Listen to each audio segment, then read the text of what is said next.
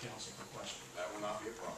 All righty, sir. Thank you very much for My being name is here. Freeman. I live at 1324 Hussey Drive, and member of the City Council and Mayor. It's my privilege to be here tonight to ask you to put the half-cent city sales tax on the ballot on February the 7th. Ken and I are co-chairman of the Citizens for Transformation. The group is going to try to pass the issue on the February 7th ballot.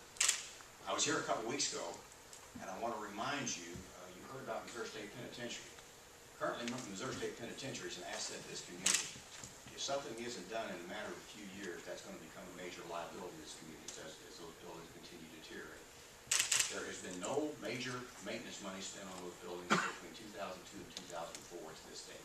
So they are deteriorating at a very rapid rate. So we certainly need to do something, and a great portion of this is in that area. A couple things I'll remind you of. This is a half-cent sales tax that will sunset in 10 years. It will go away in 10 years. It's not a death to us part tax, so it will sunset and it will go away. During that time, it will produce a great deal of revenue used directly for economic impact in Jefferson City. That money will be controlled locally, and it will have a great deal of impact, particularly in the Old Town area, which I'm very, very fond of and trying to promote. I think we need that as we continue to try to revitalize the community one building at a time. We're here tonight to encourage you to vote for that issue as you cast your ballots here in another few minutes. And with that, I'm going to introduce Ken Hussey. Let him make some comments, and then we'll ask any questions you might have. Thank you, Phil. Ken Hussey, 116 Monterey Drive. Sort of to echo what Phil had to say, we were here a few weeks ago. We appreciate the support to move it to this point on the agenda. This is not a flash in the pan new idea. This has been an 18-month to 2-year process that the community's been engaged in. We've engaged over 400 people on action teams that have really drilled down on projects that we presented with the ordinance here. These are things that have been run to ground. We've engaged even beyond those 400 in focus groups or community meetings to gauge what can people want to see Jefferson City be and move towards. A lot of the ideas included within this plan are things that we've talked about for a long, long time. Some ideas in there, things that have been talked about longer than I've been alive. And so this is an opportunity to really put these things in front of the community. We have worked with community leaders, citizens of this community who have worked with these projects, these ideas, gather that input, and come up with things that we think will really achieve what we're hoping to achieve collectively together to make Jefferson City an even better place. We appreciate your support to put this on the ballot in February, to give us a chance to ask the voters to support this, to make that local investment in local projects with a return that we see right here, and ask them if they're willing to transform Jefferson City. We really appreciate the City Council's support thus far. We encourage you all to vote to place this on the ballot, and we thank you for the time this evening. I think Randy's going to make a few comments first, and then we'll take questions, right? As Ken said, a lot of these projects have been talked about for the last 30 years. And believe me, I'm old enough to know. Randy, thanks for being here tonight. Absolutely.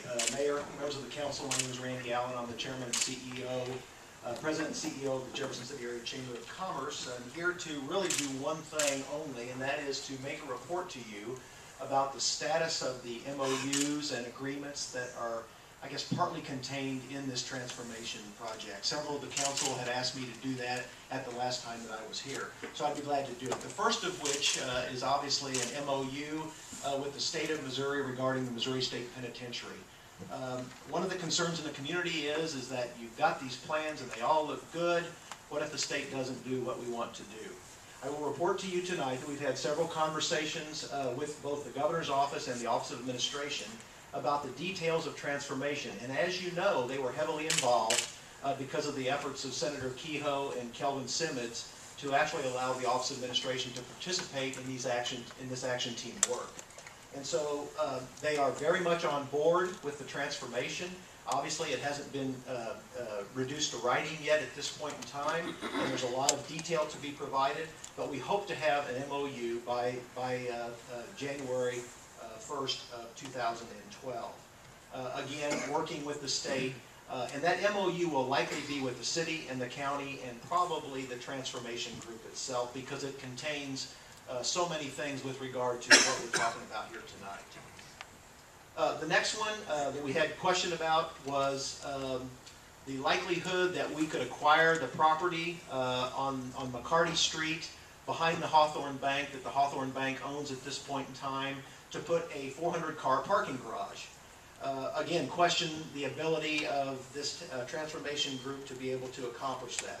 I will report to you tonight that we have met with officials of Hawthorne Bank, and they have agreed in principle with the idea of putting a 400-car parking garage at that location, and we'll work with the city to develop that parking garage and to, in some way, either lease or transfer the land at that location for the use of this parking garage. In addition to that, one of the ideas in the transformation that goes along with that is to develop a pass-through between the alley just behind Hawthorne Bank to High Street, because without that pass-through, the parking garage becomes less important. We have discussed this with officials of Central Bank Company. They own property at 118 High Street, and they are very much supportive of the efforts of the transformation and are willing to consider either transfer or lease of that property to the city or another entity so that the lower level can be used for a pass-through from the parking garage to High Street. Next, one of the big items here on the agenda is the reuse of St. Mary's. We have discussed this project. In fact, they were very much involved in the action team with regard to St. Mary's and the reuse of that property after they relocate to the $200 million high-tech hospital here in our community.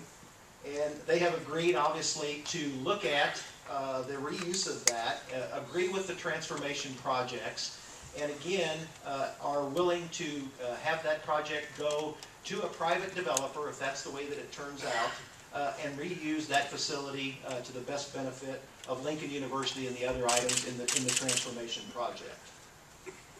And the final one is also regarding that, and we hope to have a letter from the Lincoln University Board of Curators in the next couple weeks, again, ratifying the projects that Lincoln has and has been working on through this entire transformation project to be located at the St. Mary's facility. And it's their intent to do all they can to make those projects happen. I believe that covers all of the items that people had questions about with regard to this. Again, nothing has been reduced to writing at this point. What we made a great stride in coming up with these ideas, and I think the owners of these properties, the people that are involved in these, are willing to help move the transformation process forward.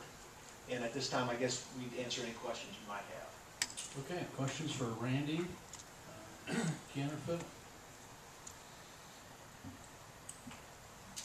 Randy, tell you what, when you do a campaign like this over 18 months to 2 years, and you get to this body and people don't have questions, that means that you've done an excellent job.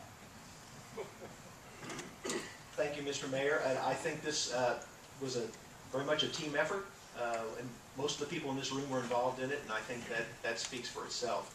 I do want to point out that folks in the back of the room, quite a few of them, why don't you raise your hand if you're here to support the transformation? So they are here because they've been involved in this and obviously know how important it is to the growth of our community. Thank you. Randy, thank you very much. Moving on.